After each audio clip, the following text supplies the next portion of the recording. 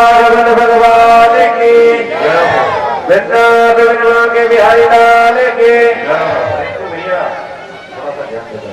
महाराज के जय हो भरत जी महाराज के जय हो भरत जी व्यासी महाराज के जय हो भगवदेव भगवान की जय हो श्रीनगर के जय हो पूर्णी महारानी की जय जय श्री राधे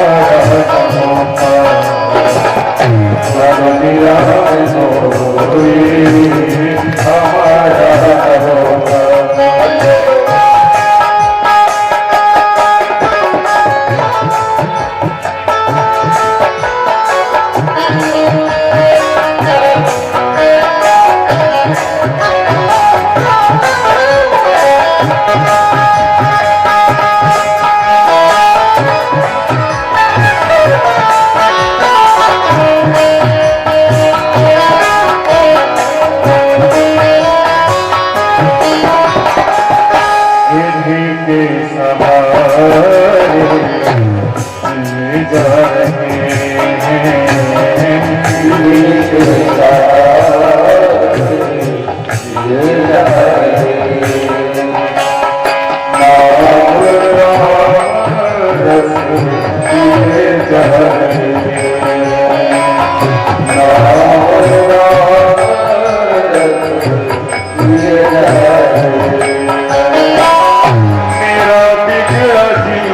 जीवन सवारा न होता, मेरा बिगड़ा जीवन सवारा न होता, मेरा बिगड़ा जीवन सवारा न होता, मेरा बिगड़ा जीवन सवारा न होता, तो तुझे याद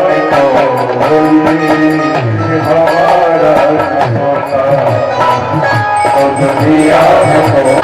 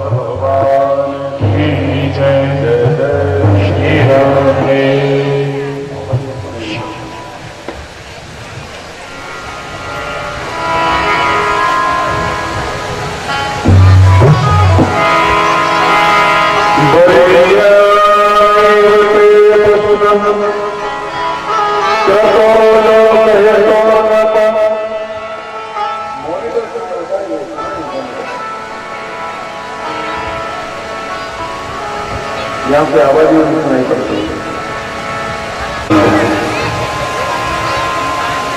कल के पाप जीवन में केवल 7 दिन शेष बचे हैं। थोड़ा मॉनिटर बढ़ा दे बेटा। ज्ञानेन्द्रियां 5 कर्मेंद्रियां 1 10वां मन, ये समस्त है। और मेरे भाई बहन, जब तक हमारा मन इंद्रियों के वशाभूत है, समझ लीजिए कि संसार में आप और हम बंधे हुए हैं सब। जिस दिन ये मन इंद्रियों से अनासक्त हुआ, समझ लीजिए कि जीते जी ही आपकी हमारी मुक्ति हो गई।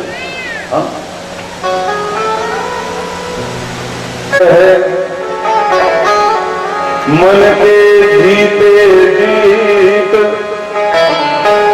मन ही मिलावत राम सो,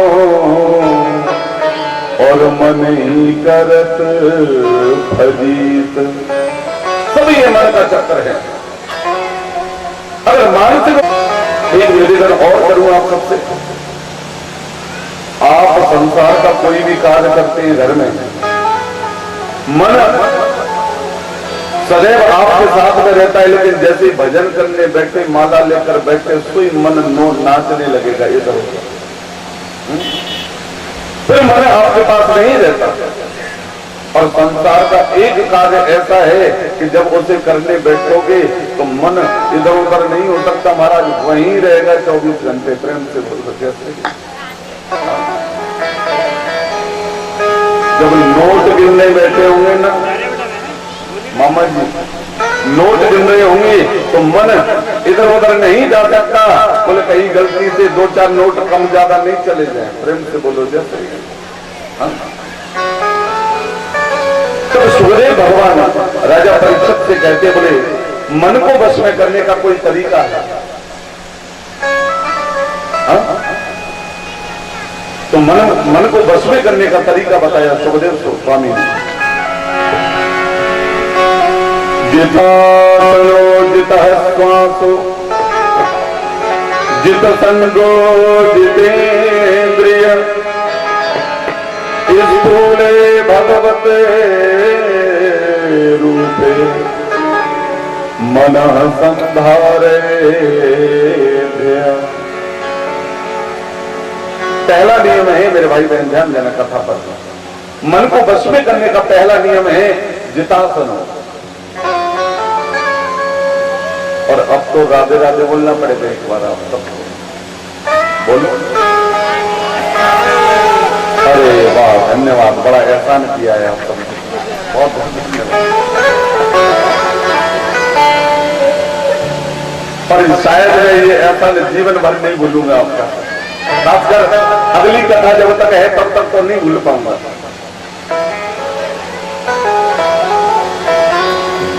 जितासनो सबसे पहला नियम है मन को बस में करने का, और वही आपसे हमसे नहीं बनता है। आज तीसरा दिन है, हम 2 दिन से देख रहे हैं, हम रोज कह रहे हैं बोले प्रयास करो एक आसन पर बैठकर कथा सुनने की, लेकिन 2-4 घंटे में 10-20 बार इधर पलट दिया और 2-4 बार इधर पलट दिया। और कई महाशयों को तो हमने देखा इन 2 दिनों में कि व्यास पीठ की तरफ ही पैर फैला के बैठ गए। प्रेम से बोलो जयश्री।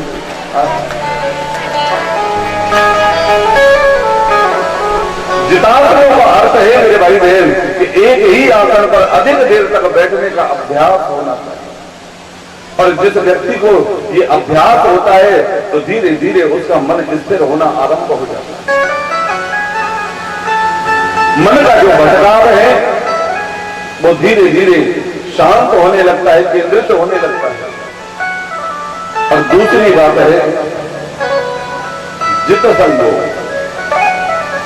संग को सदैव जीतना चाहिए, क्योंकि संत महात्माओं ने कहा बोले संसर्ग जाता हूं गुणा भवंती। जैसे संगति में आप और हम रहेंगे वैसे गुण भी आप और हम में आ जाता है। संत विद्वान महात्माओं की संगति करेंगे मेरे भाई बहन तो वैसे ही गुण हमें विद्यमान रहेंगे। और यदि चोर उचक्के डाकू शराबी कबाबी लोगों का साथ करेंगे तो वैसे ही हमें धीरे धीरे गुण आना आरंभ होगा।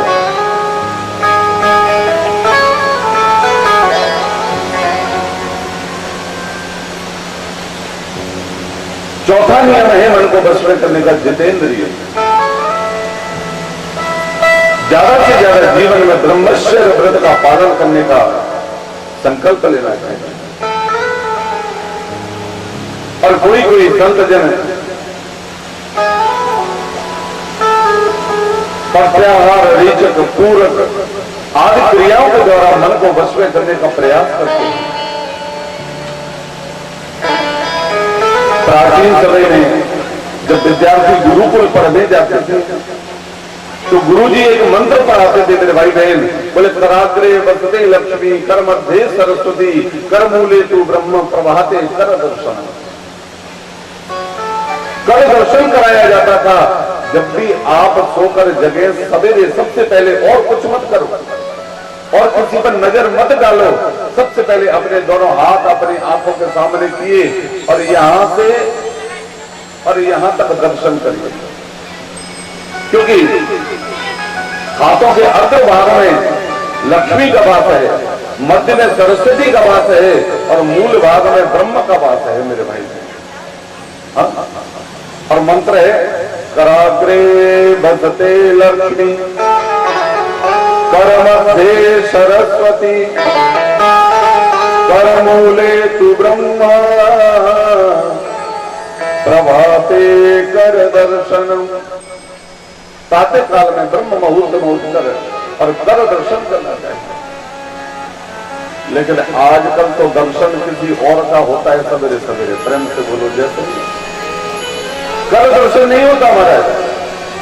जब सूरज सिर पर चढ़ आएगा और खिड़की में से अंदर झांकेगा आपके कमरे में, रजाई में से मुंह निकालेंगे थोड़ा सा और पड़े पड़े चिल्लाएंगे, बोले सुनती हो? बोले क्या है? बोले चाय लेके आओ। कब दर्शन होते हैं सवेरे सवेरे? प्रेम से बोलो जैसे। क्योंकि जब तक चाय नहीं मिलेगी ये दाढ़ी नींद भी नहीं खुलने वाली। हाँ, लेकिन मेरे भाई बहन प्रयास ये होना चाहिए आपका और हमारा कि सोकर जब जगे तो सबसे पहले अपने कर दर्शन करें। क्योंकि कर से कर्म करऊं विदिन आना मन राखूं जहां कृपा। आप संसार में रहकर संसार के कोई भी कार्य करें, लेकिन मन में यदि परमात्मा का चिंतन है तो उससे बड़ी भक्ति और पूजा दूसरी नहीं हो सकती मेरे भाई। राजा परीक्षित से भगवान श्री सुखदेव स्वामी कहते हैं, बोले परीक्षित एक बात बताओ। बोले भगवान जल्दी कृपा किस पर करते हैं? ध्रुवस्य चवयो विद्या गजेन्द्रस्य का काजातिर्विदुरस्य यादवपते रुद्रस्य किं पौरुषम्। बोले भगवान शायद मुझे लगता है पूछे नहीं कोई जाति पाति पूछे नहीं कोई जाति पाति पूछे नहीं कोई जाति पाति पूछे नहीं कोई हर को भर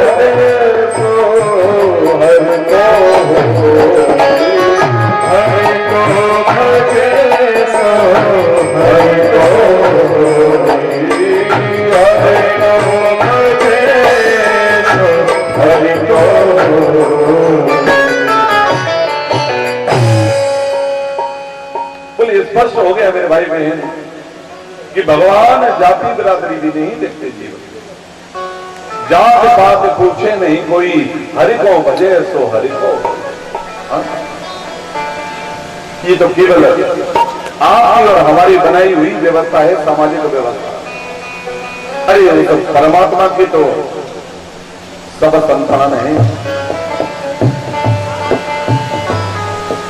माता पिता के घर में जितनी संतान होती है, चाहे कितने भी उद्दंड क्यों ना हो जाए, लेकिन माता पिता कभी अपनी संतान में भेद नहीं करते मेरे भाई। हाँ,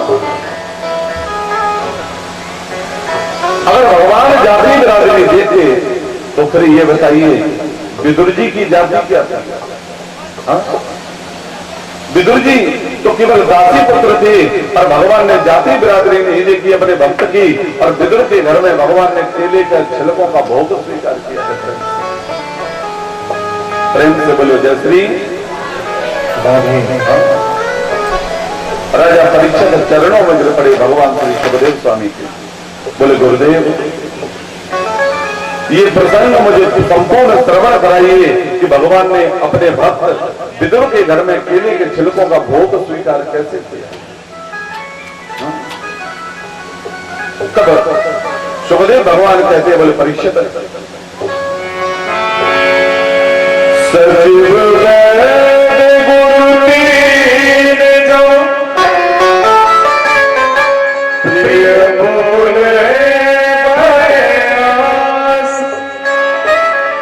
राज धर्म तन तीजो हो ही देख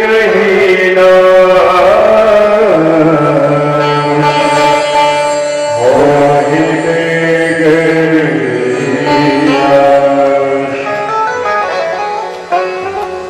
सुंदर कांड का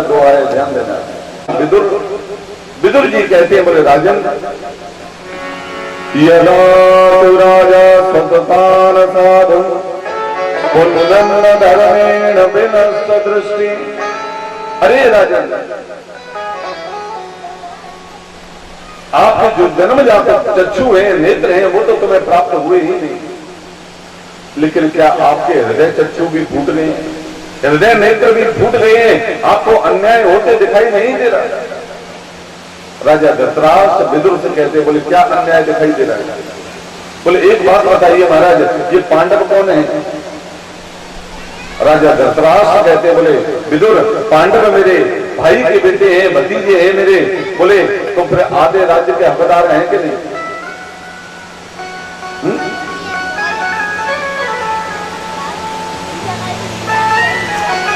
आधे राज्य की बात करी विदुर जी ने।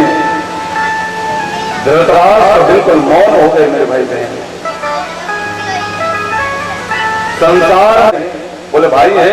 बोले हाँ महाराज। तो बोले आधे राज्य के हकदार हैं कि नहीं? अब आधे राज्य की बात सुनी दुर्योधन ने तो क्रोध आया ऐसे और तड़क कर भगवान से बोल पड़ा, बोले खबरदार माधव,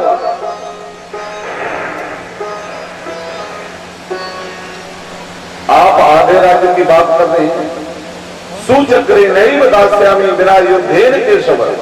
अरे आधा राज्य तो बहुत दूर की बात है, बिना युद्ध किए मैं सुई की नौकी बराबर भी देने वाला नहीं।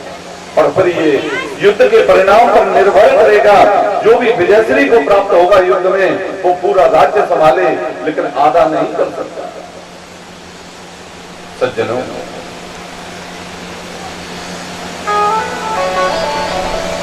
भगवान द्वारकानाथ कहते हैं, बोले दुर्योधन, अभी तूने युद्ध की विभीषिका नहीं देखी है भैया, अभी तूने कहानियों में युद्ध की विभीषिका सुनी है। अरे युद्ध से, लड़ाई झगड़े से आज तक किसी का भला नहीं हुआ। लड़ाई झगड़े में सदैव दो परिवार नष्ट ही हुए।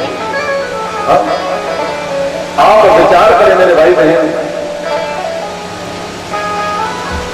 पाकिस्तान और चीन बॉर्डर पर जो हजारों सपूत भारत के सीमा की सुरक्षा कर रहे हैं, रोज समाचार चैनलों पर और न्यूज़पेपर में खबर आती है कि धोखे से छुप के आज 10 भारतीय सपूतों को समाप्त कर दिया।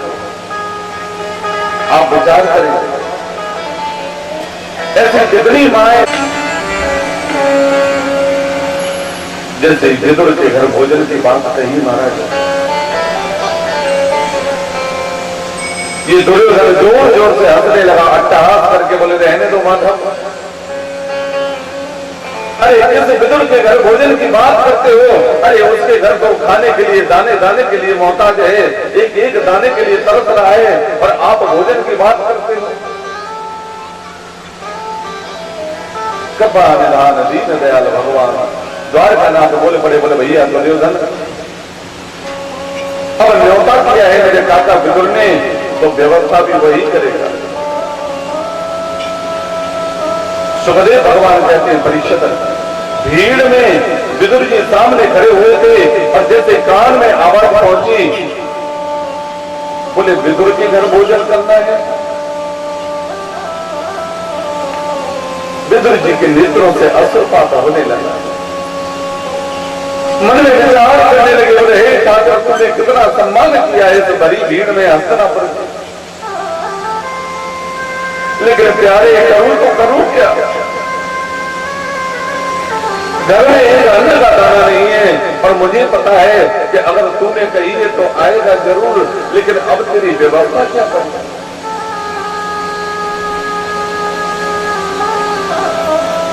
भगवान श्री सुखदेव स्वामी कहते हैं, परीक्षित,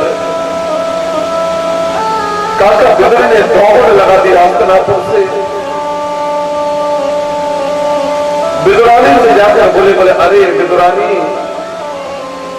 वो द्वारका के नाथ ने मेरा कितना सम्मान किया है हस्तिनापुर की सभा में, और देख विदुरानी, मैं भाई बचपन से जानू, जब बाप के पीछे लग जाए भाई पूरी करके माने तो छोड़े ही नहीं। अगर उसने कहा आए वो जरूर आएगा।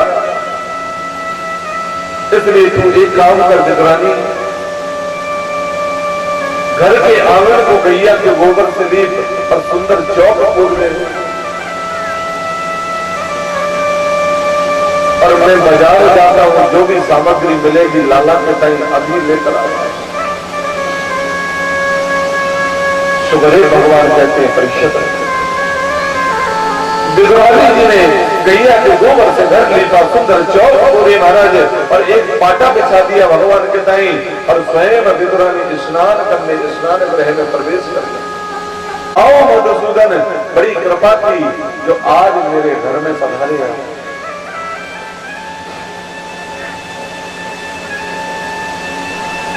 झट से पाटे पर बिछा दिया भगवान को। सुखदेव भगवान कहते परीक्षित, द्वारका राजा का बोले काफी बड़े जोर की भूख लगी है, जो भी सामग्री हो जल्दी लेकर आओ।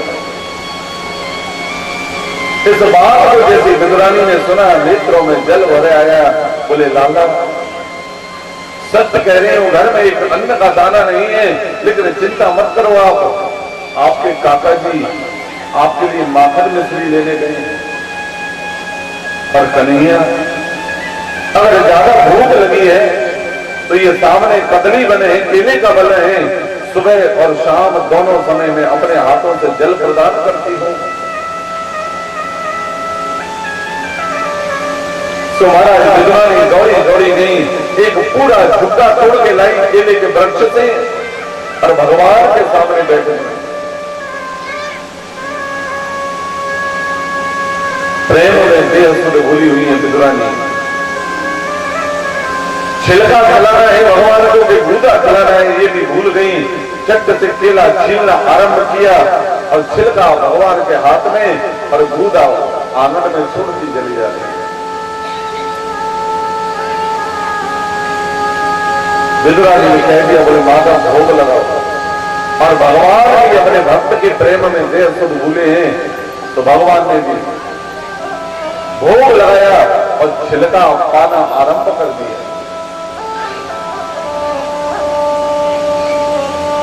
सुखदेव भगवान कहते परीक्षित, तकरीबन 10-20-25 छिलके पा गए गोविंद।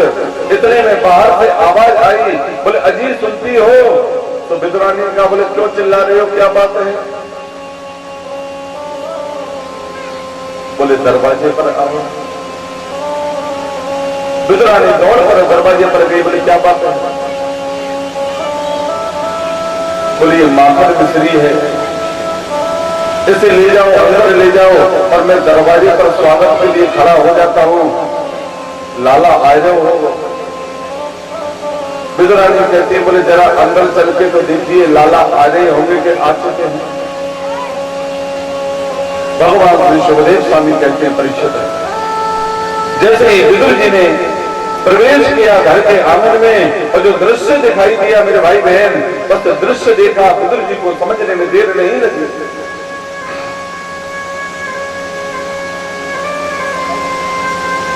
विदुर जी चरणों में गिर पड़े, ठाकुर के बोले गोविंद, ये विद्वानी आपके प्रेम में देह सुध भूल चुकी है, इसे क्षमा कर देना। अरे आप उसने छिलके पवा दिए, तो झट से उस डाली में से एक केला तोड़ा, विदुर जी ने छिलका पृथ्वी पर फेंका, गूदा माधव के हाथ में रखा।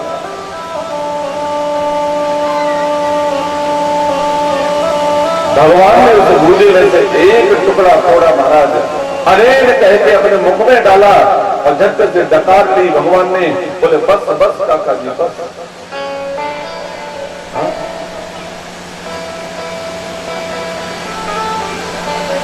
बोले सत्य कहूं? बोले जो स्वाद काका के छिलकों में था वो आपके गूदे में बिल्कुल नहीं। काका जी मैं भाव के अधीन रहता हूं, मैं भाव ही पार है, भाव से भजता मुझे तो भव से बेड़ा पार है। भाव में कुछ भी वो दे दे मैं कभी लेता नहीं, भाव से एक फूल भी दो वो मुझे स्वीकार है। बिन तेरे ही करती मुझे लाचार है।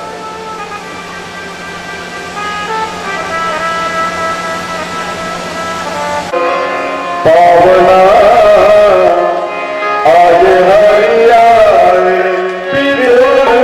घर पावना आज हरिया पावना दूर नहीं घर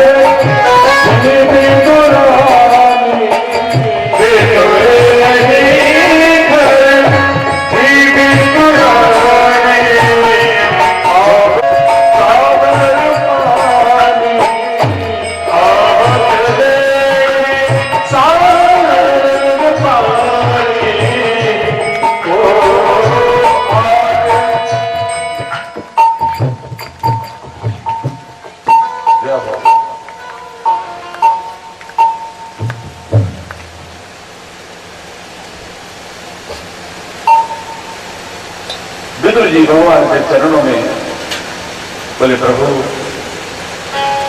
किन शब्दों में आपकी प्रशंसा करूंगा। आज आपने मेरा कितना मान बढ़ाया है हस्तिनापुर की भरी सभा में। भगवान श्री सुखदेव स्वामी कहते हैं, परीक्षित पार्षदो बोले, नारद आपको हमारे साथ युद्ध करना पड़ेगा। बोले, भैया दैत्यराज, अरे हम तो लड़ाई जरूर कर को न आए, अरे हम तो भगवान का सारे भजन में लीन रहते हैं। तो बोले, हमारे बाजुओं में खुजली मची हुई है, ये खुजली शांत कैसे होगी। तो देवर्षि नारद बोल पड़े, बोले तीर्थों के गुरु कौन है। पुष्कर राजस्थान में, जहाँ ब्रह्मा जी का इकलौता मंदिर है।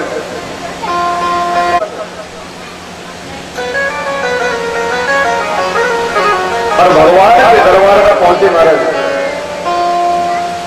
ये प्रयागराज कहने लगे, भक्ति आते हैं, कर देने आते हैं, लेकिन एक छोटा सा वृंदावन कभी मुझे भेंट देने नहीं आता।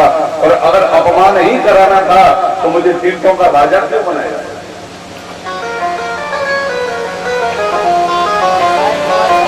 भगवान कहते बोले, भैया तीर्थराज लेकर और पवित्र पावन वृंदावन पधारेंगे। नित्य प्रति राधा माधव से आपको दर्शन प्राप्त हो जाएंगे। और केवल घूमने फिरने और पिकनिक मनाने के उद्देश्य से वृंदावन पधारोगे तो छोटी छोटी तुलसी के वृक्ष हैं वो, क्योंकि वृंदा कहते तुलसी को, और वन माने जंगल, जहां तुलसी का वन है वही तो वृंदावन है। उस निधि वन में हजारों पक्षी, हजारों बंदर नित्य प्रति वास करते हैं। और जैसे सूर्यास्त होता है, सूर्यास्त होते ही वो पक्षी और बंदर निधि वन को छोड़ देते हैं। रे मन तू समझो नहीं, ब्रज को तत्व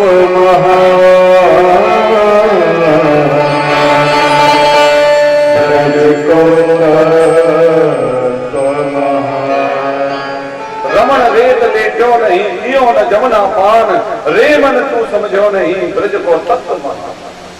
आप रमण रेती में, जहां मेरे गुरुदेव भगवान का आश्रम बना है,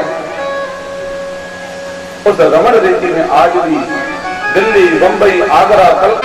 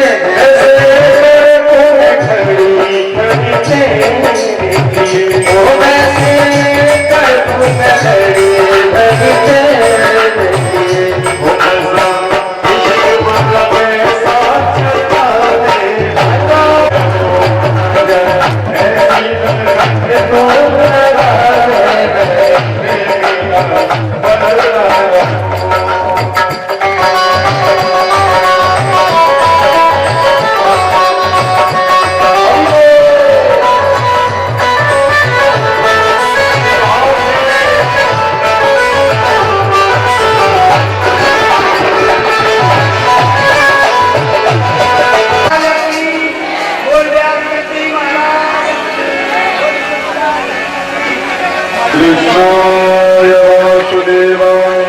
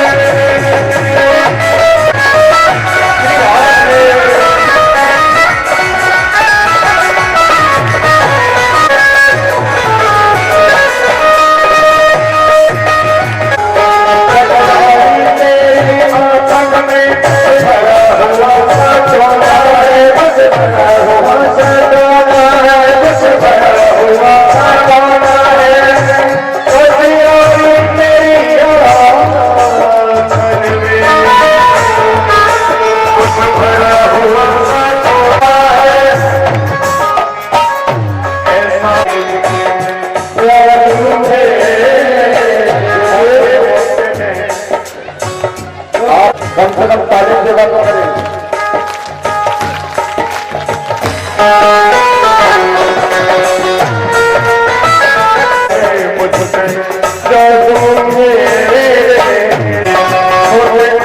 नैना मेरे मोटे मोटे नैना तेरे छोटे छोटे नैना मेरे मोटे मोटे नैना तेरे मोटे मोटे नैना मेरे मोटे मोटे तेरे नजर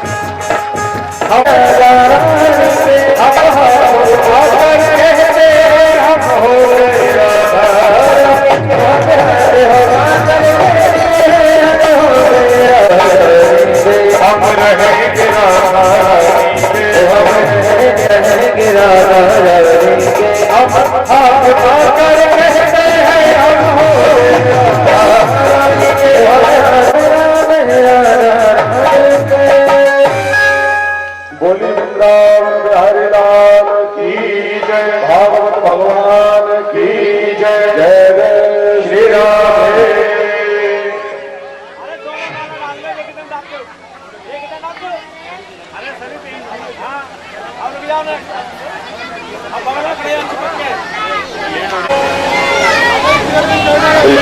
घास मंडी की आप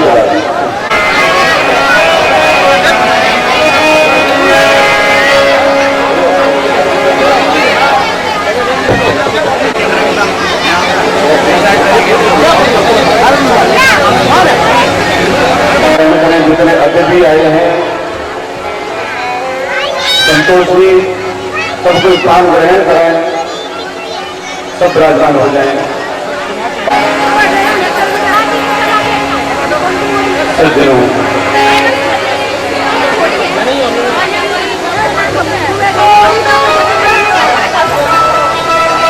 विश्राम से पूर्व आप समस्त भागवत विशिष्ट होता है।